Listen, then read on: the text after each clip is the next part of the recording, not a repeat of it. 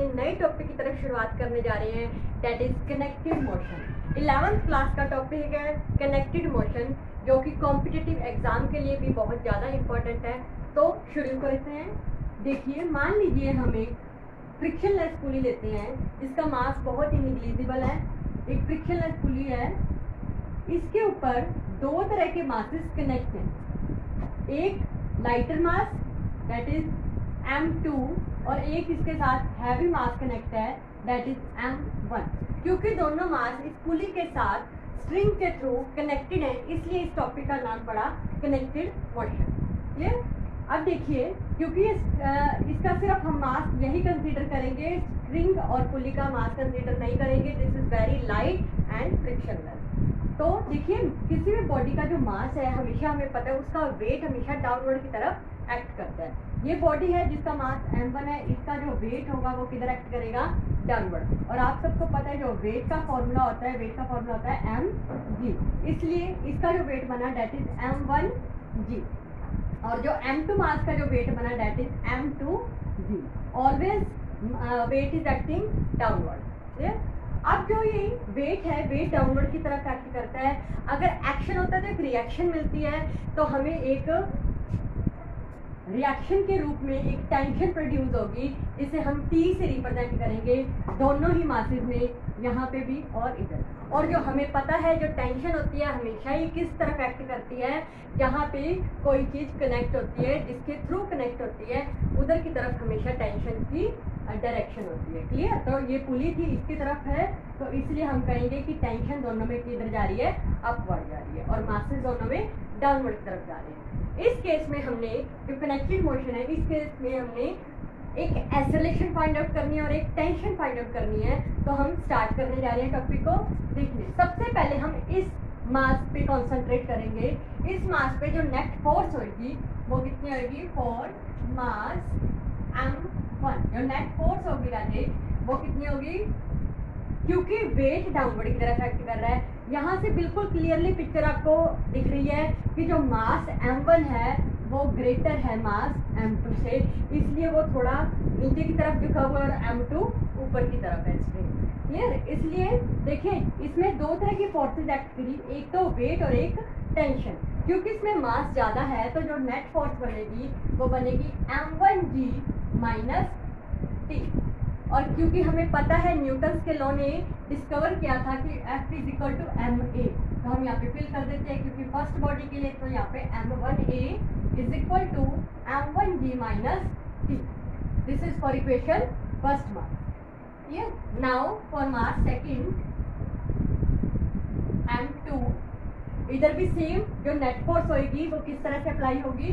Net force होगी। देखिए, इसमें M2 जो बॉडी है बहुत ही लाइटर बॉडी है, इसलिए टेंशन इसके कंपैरेटिवली थोड़ी ज़्यादा है। तो क्या बनेगी? T minus M2g। F की वैल्यू फिल करेंगे, M2a is equal to T minus M2g। Clear? हमें इसमें एक्सेलरेशन और टेंशन फाइंड आउट करनी है, तो हम इन दो इक्वेशन से एक्सेलरेशन और टेंशन किस तरह फाइंड करेंगे? सबसे पहले हम दोनों इक्वेशन को एड अप करेंगे, एडिंग फर्स्ट एंड सेकंड। देखिए, लेफ्ट साइड में इधर फर्स्ट इक्वेशन के था M1a और राइट साइड में था M2a, दोनों को ऐड अप किया, और इधर था M1g माइनस T, इसमें प्लस कर देंगे हम T माइनस M2g, ब्रैकेट्स खोलेंगे, M1g minus T plus T minus M2g, इधर एज इट इज रखेंगे। अब जो कॉमन आता है हम कॉमन ले लेंगे। देखिए, इसमें एक्सेलरेशन कॉमन है, M1 प्लस M2। इधर टेंशन से टेंशन कट रहा है, एक प्लस में एक माइनस में है, और इन केसेस को अगर देखें तो दोनों में ग्रेविटी की कांस्टेंट है, तो हम इसे कॉमन ले लेंगे, M1 माइनस M2g। क्योंकि हमें एक्सेलरेशन फाइंड आउट करनी है, तो एक्सेलरेशन का फॉर्मूला देखिए क्या बना? M1 माइनस M2g, और ये दोनों मासेस क्या आ जाएंगे? M1 plus M2g। Here, this is the formula for acceleration in connected motion. Now, हम टेंशन फाइंड आउट करेंगे। टेंशन के लिए हम इसको दोनों इक्वेशन को डिवाइड करेंगे। Divide first and second equation. देखिए फर्स्ट इक्वेशन में जो लेफ्ट में था m1a उधर m2a is equal to right side में था m1g माइनस टी और इधर था t माइनस m2g। जो कटअप होता है उसे काट देंगे। देखिए a से a कैंसल आउट हो रहा है, क्रॉस मल्टीप्लाई करेंगे m1 t minus m2g is equal to m2 m1g minus t।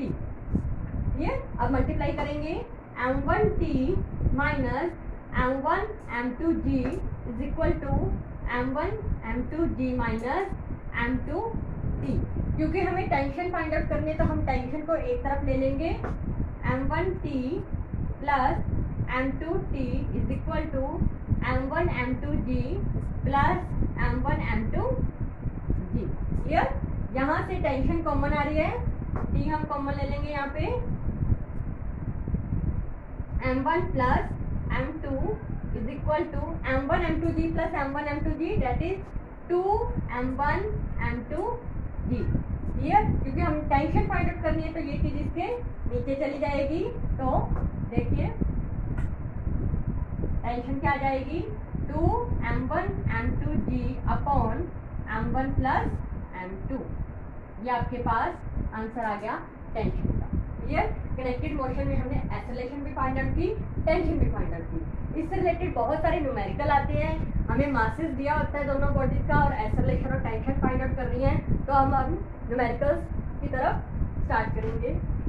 देखिए कई बार तो बिल्कुल सिंपल न्यूमेरिकल से शुरुआत करेंगे बट वो कॉम्पिटिटिव एग्जाम में बहुत रेयर होता है। आजकल थोड़ा मुश्किल से न्यूमेरिकल दिए जाते हैं तो दोनों तरह की न्यूमेरिकल हम सॉल्व करने जा रहे हैं। पहले मैं जो आंसर आए हम उन आंसर्स को साइड पे लिख लेते हैं क्योंकि उन आंसर्स का हमारे पास यूज होगा। जो हमारे पास एक्सेलरेशन का फॉर्मूला आया था that is m1 minus m2g over m1 plus m2 और जो हमारे पास टेंशन का फॉर्मूला आया that is 2 m1 m2g over m1 plus m2। Clear? चलो स्टार्ट करते हैं न्यूमेरिकल्स को। फर्स्ट न्यूमेरिकल है, मान लीजिए हमारे पास एक फ्रिक्शनलेस स्ट्रिंग है जिसके साथ दो बॉडीज कनेक्टेड हैं। फर्स्ट बॉडी का जो मास है मान लीजिए 6 और जो सेकंड बॉडी का मास है दैट इज इसे 3 मान लेते, इसे 6 मान लेते। क्लियर? दोनों ही फ्रिक्शनलेस स्ट्रिंग के साथ कनेक्टेड है, दोनों में टेंशन लग रही है और दोनों का वेट डाउनवर्ड की तरफ जा रहा है, m1g और m2। ये फर्स्ट बॉडी है, ये सेकंड बॉडी है। हमें इस केस में एक्सेलरेशन और टेंशन फाइंड आउट करनी है। Let's start. सबसे पहले एक्सेलरेशन की बात करूं, एक्सेलरेशन का फॉर्मूला था m1 minus m2g plus m1 plus m2। फिर करेंगे वैल्यूज, m1 है 6, m2 है 3 इंटू जी। ग्रेविटी की वैल्यू अप्रॉक्सीमेट हम 10 ले रहे हैं, 9.8 होती है, हम डायरेक्ट 10 ले रहे हैं। m1 plus m2 means 6 plus 3 तो मेरे पास बन गया ये 3 इंटू 10 मीन्स 30, सीधा ले रही हूँ over 9, 30/9 metre per second square. ये हमारे पास आ गई एक्सेलरेशन। अब हम टेंशन फाइंड आउट करेंगे। टेंशन है 2 m1 m2g over m1 plus m2। Fill करेंगे वैल्यूज, m1 की वैल्यू मेरे पास है 6 और m2 की वैल्यू है 3, ग्रेविटी की वैल्यू है 10, नीचे 6 प्लस 3, ऊपर क्या बना 18, 18 इंटू 2 36, 360/9। तो टेंशन हमारे पास आ गई 40। टेंशन एक तरह की फोर्स होती है तो यूनिट हम लगाएंगे न्यूटन। ये बट ये जो न्यूमेरिकल है बहुत ही सिंपल न्यूमेरिकल है। अब थोड़ा सा हायर लेवल न्यूमेरिकल्स की तरफ जाएंगे। देखिए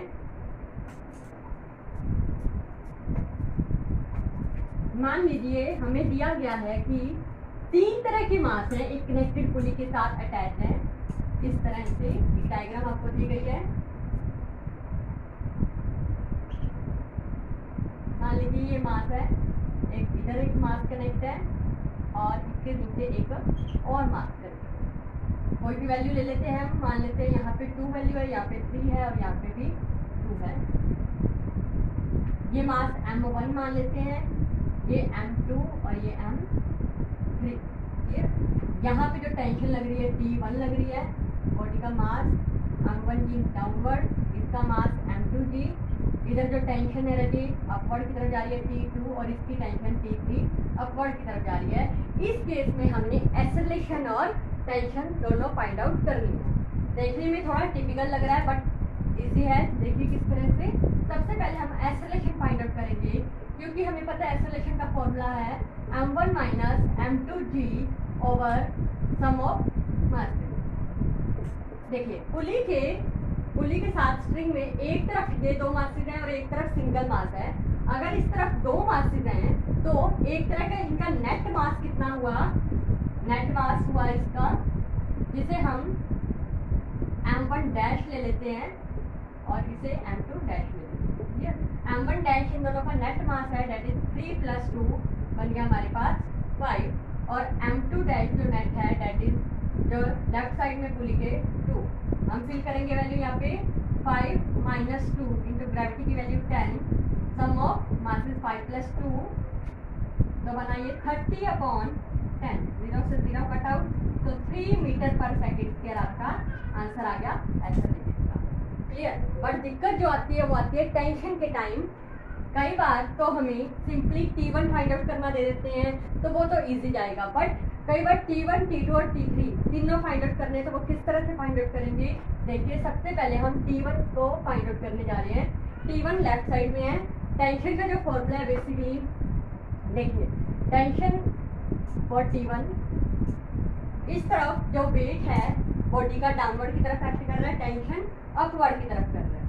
तो हम ये फॉर्मूला ना लेते हुए जब हमने इस आर्टिकल को ड्राइव किया था वो फॉर्मूला हम लेंगे इसमें। देखिए इसमें एक्चुअली जो मास है बॉडी का इसके कंपैरेटिवली कम है इस तरफ, तो टेंशन इसमें ज़्यादा है। तो देखिए नेट फोर्स क्या बनेगी, T1 minus M1G। Clear.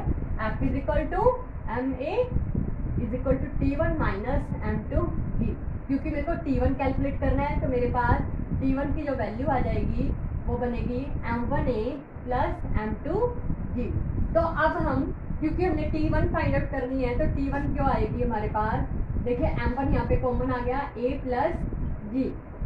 M1 जो हमारा मास है वो कितना है यहाँ पे 2, एक्सेलरेशन जो हमारे पास आई थी डेट इज 3, ग्रेविटी की वैल्यू 10, तो ये हमारे पास बना 13 टू द 26। T1 जो हमारे पास आई 26 Newton. Clear. This is very easy. Now finding T2 for T2। Same T2 देखिए, T2 यहाँ पे टेंशन लग रही है। जिस वेट के नीचे, जिस मास के नीचे कोई टेंशन नहीं होती उसे बिल्कुल इजीली इस फॉर्मूले से हम सॉल्व आउट कर सकते हैं, जैसे हमने इसमें किया। अब देखिए जो ये मास था M2, इसके नीचे भी कोई टेंशन नहीं है, तो हम बिल्कुल इसी सिमिलरली इसी तरह से सॉल्व करेंगे, क्योंकि हमें पता है इसका मास इसके कंपैरेटिवली ज़्यादा है, इसलिए वो स्ट्रिंग थोड़ी नीचे की तरफ है। तो हम यहाँ पे जो नेट फोर्स लेंगे वो लेंगे M2G माइनस T, यहाँ पे T2 टेंशन। फोर्स की value M2A is equal to M2G minus T2। T2 कितना आ गया यहाँ पे M2G माइनस M2A। T2 की वैल्यू आ गई, M2 यहाँ पे कॉमन आ जाएगा, G माइनस A। M2 कितना है हमारे पास 2, G है 10 माइनस एक्सेलरेशन मेरे पास आई 3, तो ये आ जाएगा 7 टू द 14 न्यूटन। ये टेंशन T2 की वैल्यू मेरे पास आई 14 न्यूटन। क्लियर।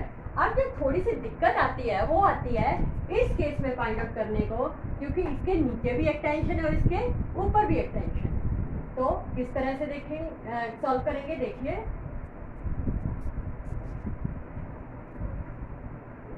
फॉर T3, देखिए T3 के लिए हमें पता है इसका मास इसके कंपैरेटिवली तो ज़्यादा है, इसका मास ज़्यादा है, इसलिए जो इसका मास हम लेंगे, जो नेट फोर्स लेंगे रजे, पर इसमें क्या है, दो टेंशन अप्लाई भी हो रही हैं, T2 भी और T3 भी। तो हम किस तरह से लेंगे इसका, अगर मास ज़्यादा है इसका मतलब इसमें एक तो वेट डाउनवर्ड एक्ट कर रहा है और एक टेंशन भी है, इसमें दो चीज़ें हैं इसके नीचे। तो हम क्या लेंगे यहाँ पे M3G प्लस T2 बट साथ में एक टेंशन T1 अप्लाई हो रही है, तो वो कितनी आ जाएगी यहाँ पे -T1। क्लियर? तो देखिए सॉल्व करें यहाँ पे M3G प्लस T2 हमने फाइंड आउट किया था, सीधा वैल्यू फिल करेंगे 14 माइनस T1 कितना है जो कि हमें पता नहीं, सॉरी T3 हमने फाइंड आउट करना है। F is equal to MA। Clear? अब देखिए यहाँ पे M3A, T3 फाइंड करना है, M3G plus 14 minus M3A। M3 यहाँ पे इन दोनों में कॉमन निकल जाएगा, G माइनस A प्लस 14।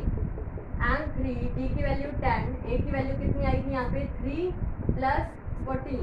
तो M3 कितना है हमारे पास यहाँ पे 3, 7 प्लस 14, 21 प्लस 14, तो हमारे पास आ गया 35। T3 की वैल्यू कितनी आ गई 35 न्यूटन। क्लियर? इस तरह से हम कोई भी न्यूमेरिकल दिया हो, जितने मर्जी मासेस स्प्रिंग के साथ दिए हो, तो हम इजीली टेंशन और एक्सेलरेशन उसमें फाइंड आउट कर सकते हैं। Clear? I hope you like this video. Please like, share and comment in this video. Thank you.